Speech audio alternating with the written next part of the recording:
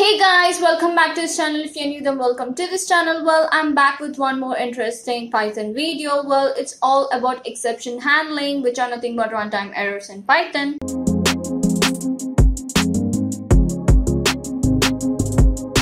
Well, we are going to learn how can we handle exceptions or runtime errors in Python, and we will also focus on certain types of errors that we can get in Python programming language. So, if we can detect an error, we can write code to handle it. An undetected error will crash our program, and that undetected error is nothing but runtime error that we face while running our program. Sometimes we can't even detect what kind of error is that, but finally your program will crash, and those kind of errors are nothing but exceptions, and we are going to handle those kind of exceptions in Python, and I'll also show you how we can handle exceptions using Python. And here, in order to handle exception, we have to follow a particular syntax to handle runtime errors or exceptions in Python. So for that, you have to follow the syntax, and the syntax is nothing but for handling errors. We are going to use 4 keywords. One is try, except, else, and finally, and we have to follow a syntax in order to make these things work for us. How can we do that? So when it comes to syntax, we can keep our code inside a block placed inside try, and then keep another block of code inside except. This is the thing which handles errors. In case we have any errors in try, then except is the thing which will handle that error. If the code is inside the try block, if that generates an error, then the except block is the one will get executed, and it will handle the error which is there in the try block. If there is no error, then the code about except will not get executed. So whatever the code which is there in the try, if there's no errors, then it will get executed. If there are errors, then this error will be cached by the except, and it will execute the code. If there are any errors, then this code will get executed. If there are no errors, then try block will get executed. Let me give you a good example with this try and except. So open your favorite editors. For me, my favorite is VS Code. And imagine you just gave 2 variables. You just created 2 variables and assigned a value, for example, 5 and b value, for example, 0. Okay. And you just gave a try block here. And just give print a by b. Okay. And here we also need an except block. If there is any error in try, then it will just print hello, there is an error. Okay. For example, you just created 2 variables. One is a value 5 and the other is b value 0. And it's a mathematical error. You cannot divide any number by 0. So this is really an exception. Okay, if you imagine this is just 4 to 5 lines of code, but in the real life, like if there's a huge project that you're building on, and for example, there's a defect that user might give 0 as the input, and at that time, if you're working on logic something like this, then at the time it will generate a runtime error that you don't even know, and your program will get crashed once it get executed. So it's better to give the block of code inside this try so that it will check everything and it will process the things for us. If not, your program will get crashed. So for example, if you run this one,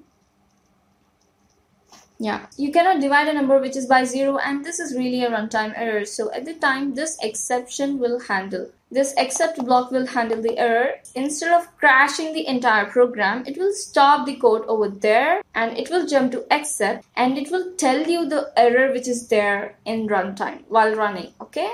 This is really an interesting way to handle runtime errors. And this way this try and except block exactly works. For example, if you give 5 by 1, then at the time it will not. Then at the time try block will get executed, which is 5.0. I hope guys getting how this try and except are designed and what is the syntax to handle the exceptions. Try block, like if you feel like there might be any runtime errors, then just keep that code under try blocks. If there are any errors, then except block will handle those errors. If you see here, we have else and finally as well. Let me show you how this else and finally also works with try and except. First, let's do exercise on try, except, finally, and later we'll focus on try, except, else, and then we'll focus on everything. Okay, just imagine I gave a list of L equal to hello and just give girl, just give coder here. Okay, this is a list of strings, and just try to create a variable and try to access. Here we have just 3 values, right? 0, 1, 2, and we'll try to access the third one, which is L of 3, and instead of this thing we'll say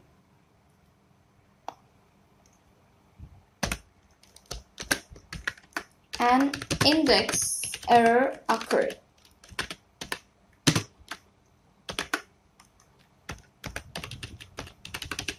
Index error is also a kind of exception, guys. Like at the time you'll see there is an exception called index error. So in order to handle those kind of exceptions, you can just give except here. And yeah, this index error will get handled by this exception.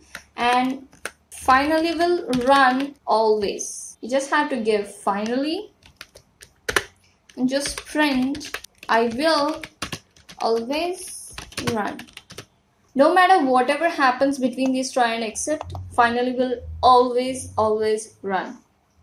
So if you rerun this one, see here an index error occurred and I will always run. This is from except and this is from finally block. So finally block will run always, and the reason why we use this finally block is to just check whether everything is working well or not. And here an index error occurred, and if you give L of 1 and if you rerun this one, this time you'll just see I will always run because there is no index error, because we are calling the value which is already there. If you call the value which is not there in that list, then at the time you'll see this index error exception. Like this is all about finally, and let's also see how this else exactly works with exceptions. For example, instead of finally, just give else here.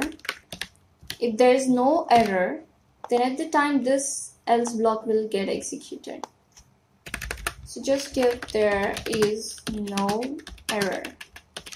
Okay, and if you see here L of 1 is there, already there. If you rerun this one, this time you'll see there is no error. So else block will get executed when there is no error in try block. Okay, so for example, if you give print A, then it will print A and it will also print there is no error. See, girl, there is no error. So this is what this else is used for. And if you give finally here, it will run anyway.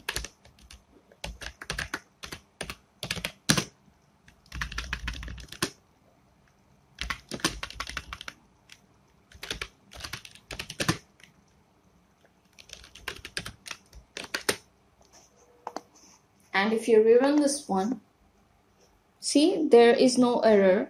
Since there is no error, it will print there is no error, and I will always run. No matter whatever happens, it will run. For example, if you give L of 3, which is not there, then at the time this except block will get executed and this finally anyway will get executed. Else will not get executed. See, an index error occurred, I will always run. Something like that.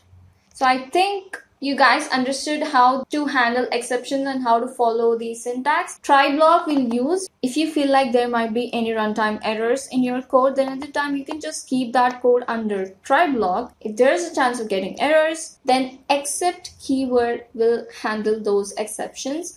And if there are no errors, no exceptions, then at that time this else block will get executed, and finally block will get executed no matter what happens between these try, except, and else. It will run anyway. Okay, so this is all about the syntax of exceptions. I hope you guys understood how to handle exceptions. What are exceptions? Exceptions are nothing but runtime errors which you cannot handle while running the program. So in order to handle them, in order to take care of those kind of exceptions, in order to run the program without any interruptions, then at that time you can use these exceptions.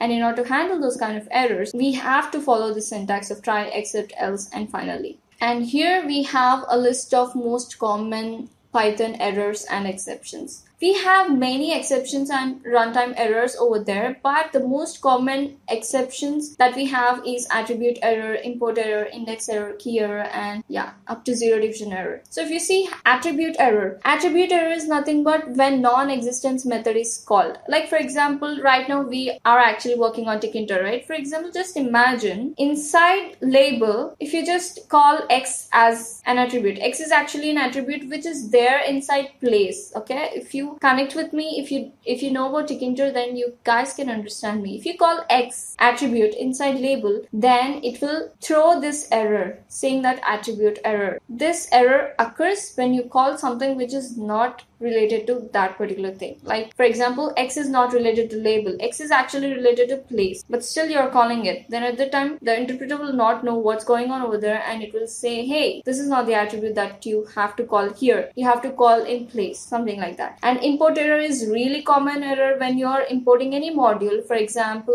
pillow module, especially we are using those modules for our projects, right? If that pillow module is not there in your system, then at the time you have to install saying that pip install pil, right? But if you don't install and still you're calling that import pil, then it will throw error saying that import error, pil doesn't exist, something like that. Index error, just now you guys saw it. It's all about if you call any value which is not there in the list, then at the time you'll see this index error. Key error, it's all about dictionary. If you call something which is not there in the dictionary, if you're calling, for example, you just gave your name in the dictionary, you just gave your phone number, all of them, and you didn't give your email, and still you're trying to call email as a key, but that email is not there in your dictionary as a key, at the time it will say that key error. And name error, if you call a variable which you didn't, for example, I created variable a, I created variable b, I created variable c, but I'm calling d at the end of the day, then at that time it will say that d doesn't exist. So those kind of errors are called name errors. Syntax errors, if you don't follow any syntax, if for this exception syntax, if you don't follow, it will say syntax error. Indentation error is the most common error. This is the famous error because you have to be careful with the lines of code that you're writing. In type error, then the object has wrong data type. For example, if you're adding a string with the number, then at the time you'll get this type error. Zero division error, just now we saw a by b, but b value is 0, a value is something, but end of the day you cannot divide a number by 0. So yeah, this is all about errors and exceptions. I hope you guys understood the difference between errors and exceptions. Errors are the things which we can handle, we can